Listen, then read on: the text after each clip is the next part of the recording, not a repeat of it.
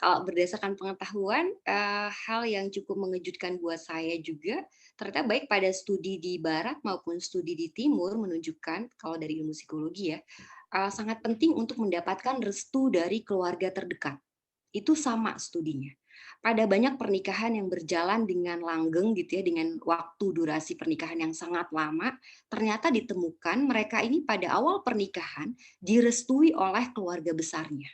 Jadi dari situ kita bisa ambil pelajaran gitu ya, dukungan dari keluarga besar itu sangat penting bagi, jalannya kehidupan pernikahan. Jadi kalau dari situ mudah-mudahan udah kelihatan ya, jadi kalau misalnya kita, belum, match gitu dengan orang tua, ada baiknya memang kita, memberikan waktu pada diri kita untuk mengenal terlebih dahulu. Nah, gimana caranya? Biasanya secara psikologis kami mengajarkan untuk mencari tahu, bisa dari pasangan kita atau bisa dari keluarga yang lain gitu ya, kira-kira apa ya yang, terjadi sehingga keluarga itu punya persepsi tertentu mengenai diri kita dan kemudian kurang bisa menerima kita, dikenali. Bisa jadi itu hal yang sederhana, bisa jadi itu hal yang, major sifatnya gitu ya. Kalau itu hal yang minor, itu mungkin bisa diperbaiki, tapi kalau itu hal yang major mungkin kita harus menerima keadaan gitu ya, itu berbeda. Nah, oleh karena itu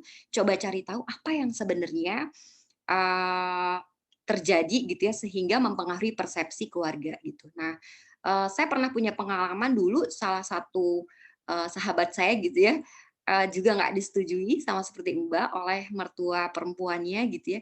Ternyata itu hanya berdasarkan satu kejadian ketika si teman saya ini sedang ngobrol dengan anaknya si ibu gitu ya.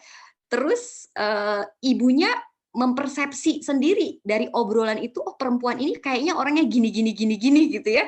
Tanpa ada, pengalaman-pengalaman lain untuk memverifikasi apa benar seperti itu karakter calon menantunya gitu. Nah, itu baru ketahuan setelah mereka berapa lama pacaran dan berapa lama, apa namanya, berjuang gitu ya untuk relasi mereka. Terus ibunya bilang, "Pernah dulu mamah denger kamu nelpon," gitu ya, terus dia cerita gini gini gini, terus anaknya bengong karena, "Hah? Nggak direstui cuman karena itu?" Gitu. Jadi kemudian anaknya menjelaskan, "Oh waktu itu tuh konteksnya gini gini Mam, makanya gini gini gini gini," dan seterusnya gitu ya.